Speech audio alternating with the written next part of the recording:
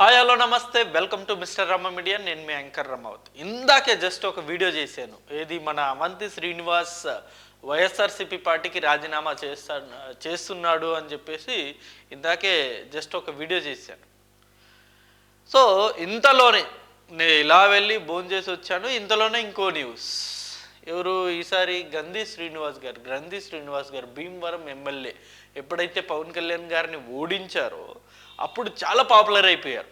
ఇప్పుడు 2019 ఎలక్షన్స్లో పవన్ కళ్యాణ్ గారిని ఓడించిన వ్యక్తిగా చాలా పాపులర్ అయిపోయారు. అలాంటి గ్రంథి శ్రీనివాస్ గారు ఇప్పుడు ఉన్నట్టుండి సడన్గా వైఎస్ఆర్సీపీ పార్టీకి రాజీనామా చేశారు. పార్టీ సభ్యత్వానికి మొత్తానికి నాకు ఇక ఈ పాలిటిక్సే వద్దు అని చెప్పేసి ఆయన సైడ్ అయిపోయారు.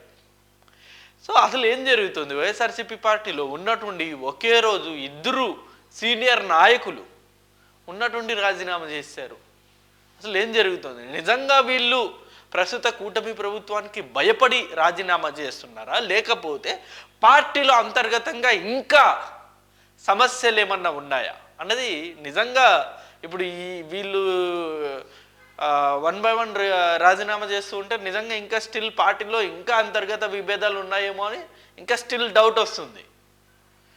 అండ్ ఇంకొకటి, ఇందాక మనం మాట్లాడుకున్నాం అవంతి శ్రీనివాస్ గారి మీద అయితే ఎలాంటి అవినీతి ఆరోపణలు అవి ఏమి లేవు అని చెప్పేసి.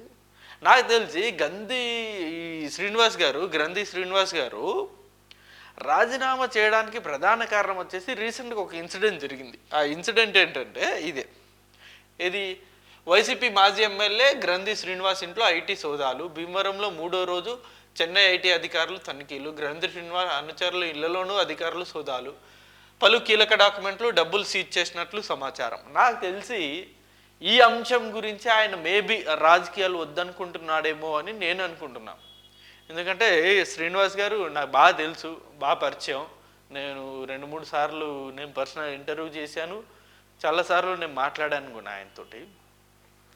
సో ఆయన మేబీ ఈ ఇష్యూ గురించి ఏమన్నా ఆయన ఇక ఈ రాజకీయాలు వద్దు, రాజకీయాల్లో ఉంటే ఇలాంటి కక్షపూరిత ధోరణి గతంలో 24 ముందు ప్రస్తుత నాయకులు ఎవరైతే ఉన్నారో గతంలో ఎవరైతే విమర్శలు చేశారో ప్రస్తుత కూటమి నాయకుల మీద, లోకేష్ మీద కావచ్చు, పవన్ కళ్యాణ్ గారి మీద కావచ్చు, లేకపోతే చంద్రబాబు నాయుడు గారి మీద కావచ్చు, వీళ్ళ మీద ఎవరైతే గతంలో కామెంట్స్ చేశారో వాళ్ళ మీద ఇప్పుడు చాలా ఫోకస్డ్గా ఉంటున్నారు కూటమి ప్రభుత్వం. ముఖ్యంగా ఇటు పవన్ కళ్యాణ్ గారు కావచ్చు, ఇటు లోకేష్ గారు కావచ్చు, చాలా ఫోకస్డ్గా ఉంటున్నారు. ఏ ఒక్క పాయింట్ దొరికినా సరే వాళ్ళని ఇరికించే ఆలోచనలోనే ఉన్నారు.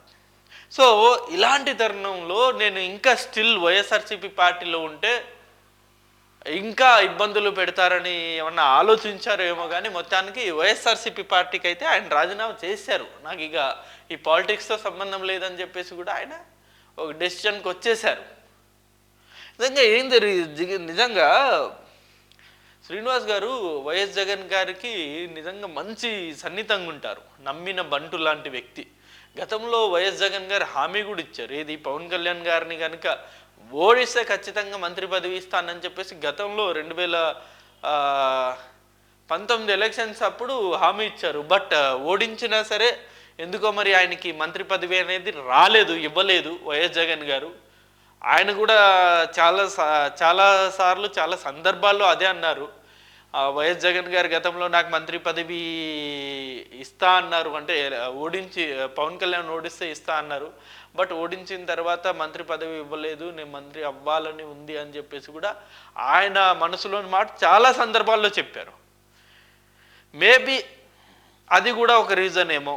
అంటే ఎలాగో వైఎస్ఆర్సీపీ పార్టీ ఓడిపోయింది కదా, గతంలో నాకు ఇలా మాట తప్పారు కదా, ఇంకెందుకు ఈ పార్టీలో ఉండాలి అని చెప్పేసి మేబీ అలా కూడా ఆలోచించుండవచ్చు. కారణాలు ఏమైనప్పటికీను ప్రస్తుత కూటమి ప్రభుత్వ దూసుకెళ్తున్న విధానానికి వైఎస్ఆర్సీపీలో ఉన్న అనేక మంది హేమాహేమి నాయకులే భయపడుతున్నారు. నిజంగా ఎవరెవరైతే గతంలో మిస్టేక్స్ చేశారో, ఎవరైతే గతంలో అవినీతి చేశారో, ఎవరైతే గతంలో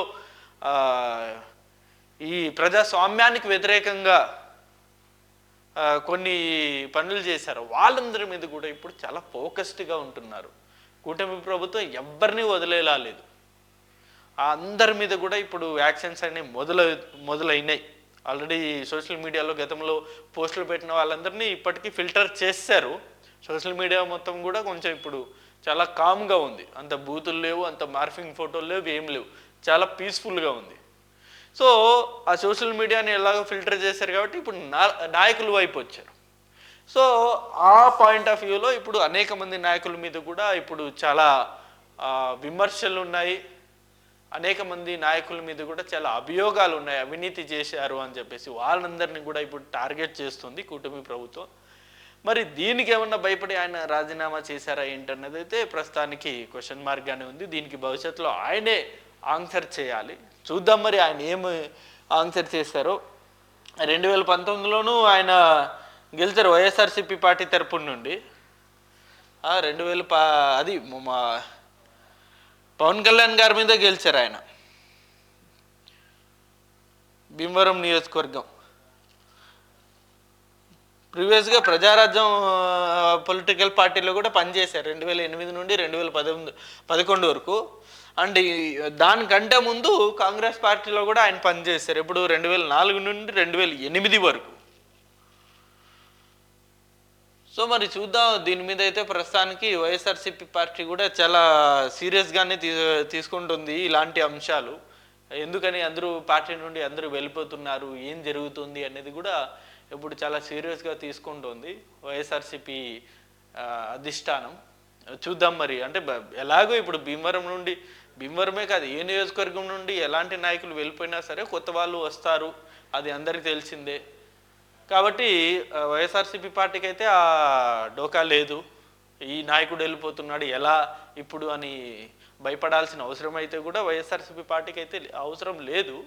మరి చూద్దాం ఇంక భవిష్యత్తులో ఇంకా ఎంతమంది రాజీనామా చేస్తారో question మార్కే.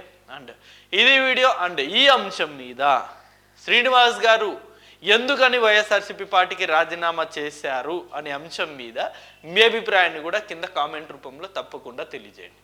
Thank you for watching this video. Thank you.